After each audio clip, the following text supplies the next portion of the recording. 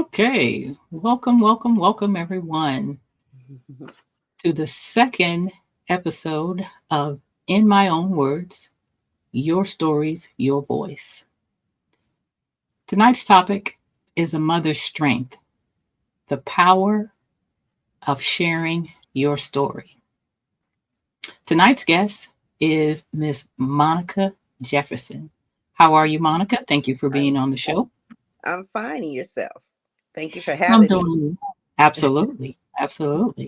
I'm going to share before we get started that Monica and I not only we share the fact that we're both grieving mothers, but we are also second cousins. Our grandmothers were sisters, so we have a common bond, a dual common bond, I should say. I'm going to open with a quote by Dr. Maya Angelou. She said that there is no greater agony than bearing an untold story inside you. So, welcome again, listeners. And I wanted to take the time to acknowledge courage, what courage is. Courage is defined as facing adversity or fear or life's vicissitudes with strength and determination. And it takes courage to share one's personal grief. And so, with that being said, we're going to get right into our podcast for tonight. And tonight's focus is going to be the power of storytelling through grief. And we're going to have Monica share her story first, um, share with us about your loss and who you lost, what his name is, and tell us what happened. Yes. I lost my son, Malcolm Jefferson, who I call LJ. Um, I lost him on his 18th birthday. And it was a call that no mother wants to ever want to receive. I got a phone call telling me that my son had been shot. Of course, the first thing was disbelief. I could not believe that someone was actually calling me and telling me this. I just knew it was not my child, not my LJ. So it took me a moment to grasp what was going on. And I ran down to where my husband was, and I was just screaming, trying to get myself together and telling him what had happened. And in the process, we found out the location as to where my son was murdered. You know, I always want to emphasize the word murder. My son did not die. That was a tragic loss. On his 18th birthday, my child did not have an opportunity to even witness the fact that he turned 18. October 8th was 1995 was one of the happiest days of my life. October 8th, 2013 turned into the worst day of my life.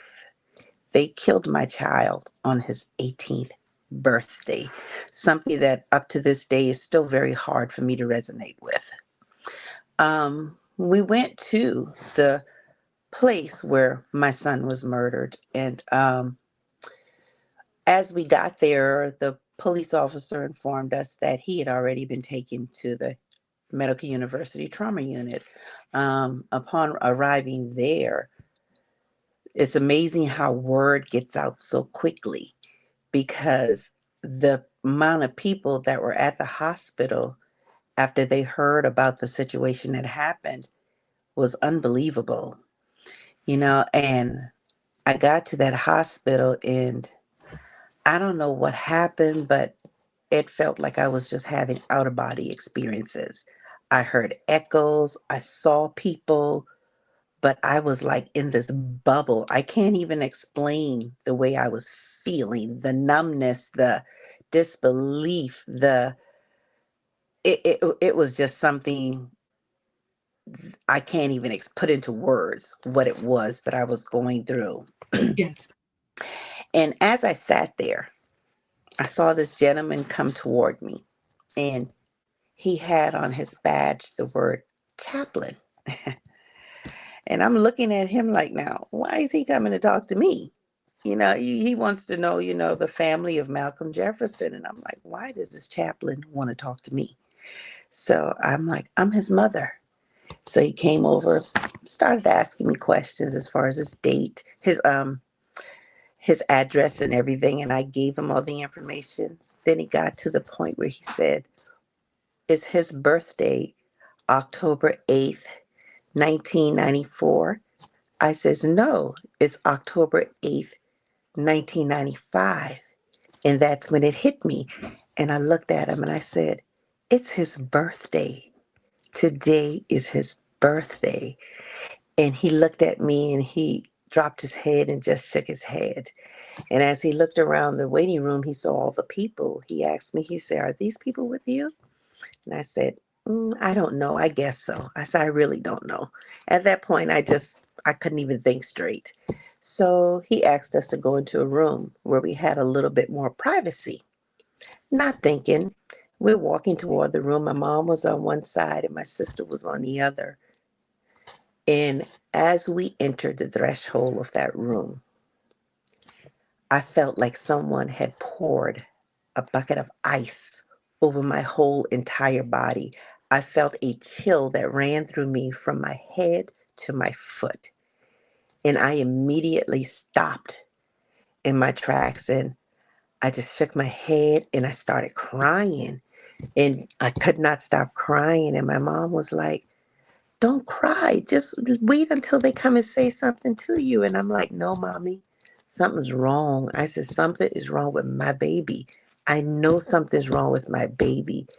And she's like, "No, let's just sit down." And I'm like, at this time, I'm getting irritated because she's telling me to be quiet. And I'm like, "Nah, this is my baby. Something's wrong with my baby." So we went and we sat there for a while and people started coming in and I was looking at people, but it was like I saw folks, but I didn't see their faces. Everything was just a blur to me. People were coming to talk to me, and I don't even remember their voices. I was just in a whole nother world, sitting there waiting. And I can remember the doctor coming in, and my sister was sitting beside me, and the nurse pointed towards me.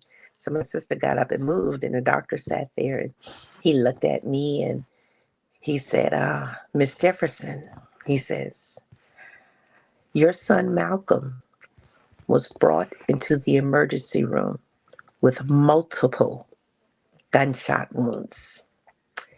We made every effort possible to sustain his life, but I'm sorry to tell you, your son went home to be with Jesus." All I heard was screams. And I sat there and I looked around at everybody and people, it was just total chaos. And I looked back at the doctor and I'm like, "What did you just say to me?" And he was like, "I'm so sorry." He said, "We did everything we could. I'm so sorry." Still didn't register. you know. I'm still Right. sitting there looking around and the screams got louder. I could hear the people in the waiting room screaming, the folks in the room with me screaming. I'm like, what did this man just tell me? Right. So I looked back at him again, and this time I grabbed his coat jacket and I just grabbed his jacket and I got in his face. I said, "What are you telling me?" I say, "Are Right. you trying to tell me that my son is dead?" He looked at me and the look on his face was all I remember. I think when I became alert again, I was laying on the floor and Yes. the doctor and the nurse were down there working on me Hmm. because my blood pressure went up sky high. I mean, I was just on the verge of having a stroke right Yep. there at the hospital. So Mhm. they ended up having to take care of me in the Right. process. And it's an unfortunate tale because even here it is, 11 years later, and the person that murdered my son has not been arrested. You know, he is Yep. incarcerated, but he's not incarcerated because of the murder of my child. Hmm. You know, and it's a hard thing when you know who did it, but then there's the evidence is not strong enough to put him where I feel he needs to be. And Understood.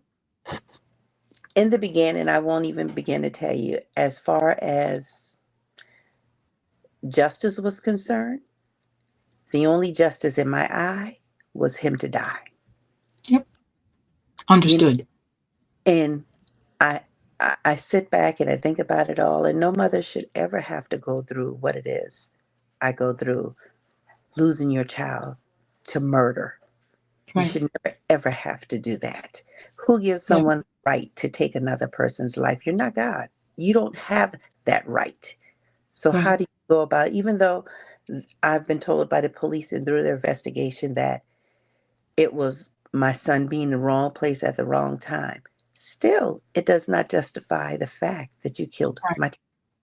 So Right. I don't care about any of that stuff, Right. but that was my feeling. And Mhm. I often hear people talk about forgiveness. I'm a work in progress because it's 11 years and I have not gotten to that point where I can do that. Understood. You know, Hmm. my losing my son, I was mad at the world. Mm. Yeah. I was mad at the young man that was with him Hmm. because that young man was driving the automobile that took him there. I blamed him because I Hmm. felt as though if you had not taken him there, he would still be with me. Right. You know? Of I've course. been gone as far as looking in that young man's face and asking him, "Why is my son dead and you're not?" Yep. Understood. Those were the things at that moment I felt. Yeah. You know, I couldn't even talk to his parents for a while because I was angry at them. Yeah. You know, um, as far as God is concerned, oh, there was none. As far as he was, he did not exist. Because I've grown up knowing that the God is a loving God. And if my God is a loving God, he would never hurt me or allow me to endure the pain that I endure on a daily basis. So I struggled with all of that. I still do. I Yes. have come a long way from where I used to be, but there Hmm. are a lot of issues that I still struggle with today. And I think Yes. forgiveness is my number one. I have a huge Understood. problem with that. People are telling me, well, it's for you. Me forgiving him is not going to make me feel any better. I'm sorry. I don't understand that concept. I don't, you Yeah. telling me, the Right. forgiveness is not for them, it's for you. It is not for me because it's not going to make me feel any better. Yeah. So I don't agree with that. I have a problem with that. I mean, like I say, I'm a true work in progress. I I have my understand. downfalls and people Yes. may not agree with the logic and the way that I think sometimes, but Right. I've learned that I have to live in my truth, not someone That's else's. right. I have to live That's in right. my truth, Exactly. That's right. so yeah, Your but stories, your voice. exactly, Right. and why anyone wants to listen or not, that's their prerogative, but That's right. it's my truth. I've gotten to the point, I don't care what people think, I don't care what people say. It's me. It's my thoughts, Right. what I go through, how I feel, you know. Right. It's me. Right. And that's very important. It's very important. Well, thank Yep. you for sharing Mhm. that story with us. Can you tell us how telling your story in your way help you to heal some? I know you will never be at 100% healing, but tell us how telling your story in your way has helped you on the road to healing. By telling my story, it allows me, number one, to keep my son's name alive and allow everyone that's listening that his life mattered, not only Right. to me, but to many others. Mhm. You know, telling my son's story. to people like-minded as myself, it lets them know that it's okay to talk about your child. Yes. I don't talk about my son in the present tense. I talk in the past tense. I talk about him in the present. you Hmm. know oh, LG did this, or I remember LG did that, or just different things, bringing up memories. Yeah, LJ did that. Just I never speak of him as he used to be. I speak of him as I see him now, because he's still with me. I may not be Yeah. able to see him, but he's still with me. And telling my truth and speaking of my son is a form of therapy for me. Yes. you know Yes. it allows me to release whatever it is that I'm feeling. You know, Hmm. there is not a day that goes by that I don't talk about him. There's not a day that goes by I don't share a story about something silly that he's done. You Yep. know, Yep. there's not Right. a day I speak about him all the time. I mean, Mhm. if his little nose could burn, or eyes could burn, I know he is just rubbing away because I keep his name going. And it's just something that I feel as though people need to understand. It's okay to talk about your child. You Yes. know, and like I say, it's a form of therapy for me. It That's really good. is. It helps cleanse my soul when I can Yes. release whatever it is I'm feeling or thinking. Hmm. Yeah. I agree. I totally agree with that. Hmm. Could you share, or what are your thoughts on what some other grieving mothers may fear of speaking openly? Why do you think some mothers would fear speaking openly Hmm. about their children that have passed on? I think one of the fears that I used to have um, was the fear of people thinking I wanted attention, or people um, saying that I wanted sympathy of some sort, which is Yes. something that I wanted neither of. I didn't want anyone's sympathy, nor did I want anyone's attention. You know, Right. that was always my biggest fear, or even thinking that, what, people are probably sick of hearing my story, Yeah. you know, but those are fears that I've overcome. And I've gotten to a place with my son's death where I'm going to be selfish about it. I'm not going to care what people say. I'm not going to care what people think. I'm going to do what I have to do to make Monica okay. And Right. if speaking about him bothers someone, or whatever the case may be, like I often say, I post on Facebook a lot, expressing my feelings with my son. And I Yes. posted many times, if you don't like what it is I'm saying, don't come on my page. Right. Move it You know, along. that's it. Yep. If you don't Hmm. want to hear what I'm saying, turn a deaf ear to it. Whatever you got to do. But Monica's going to do what Monica has to do to cleanse her soul and to make me okay with Right. dealing with something. There are days I wake up and I can hardly get my head off the pillow, you know?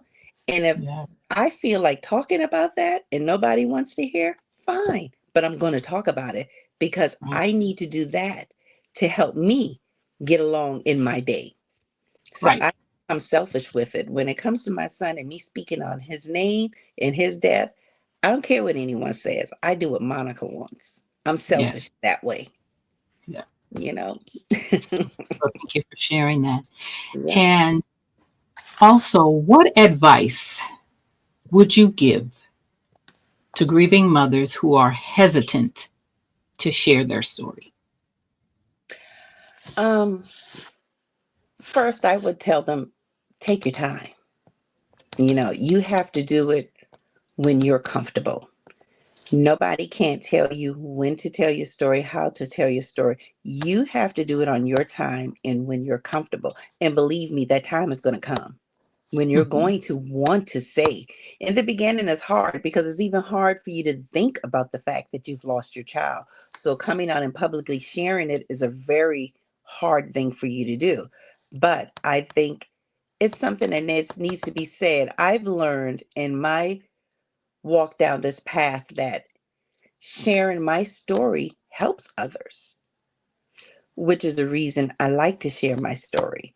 I've learned that me talking about my son, I've had mothers to call me because they've seen me at events, you know, speaking against gun violence, or they've seen me on Facebook. They've seen me someplace out there doing my advocacy work, and they come, and I've noticed that because they see how I openly speak on things, that it helps them because they come and they speak to me, and I allow them that space to say what it is they're feeling. Because, like I tell them, I said, you have to live in your truth. And it's okay. I understand if you're hesitant right now on doing it, but the time is going to come when you are going to be able to do it, but you have to do it on your time. I can't say what that is. It may be months, it may be a year or two or so, but you have to do it on your time. But I think it's something good to do because of the fact that you're helping others that are walking Right, that same path as you. right, right. Yeah. I agree. Okay. Well, we're going to take a few minutes to do what I call a guided reflection for our listeners. This Mhm, is for our listeners, and you can participate too if you want to. I want our listeners to close their eyes and take a deep breath mhm. and think of a moment you have struggled to put into words about your grief. If you could share just one sentence about your loved one, what would that be? And we're going to pause for 10 seconds to let our listeners either write that down or think about what that is.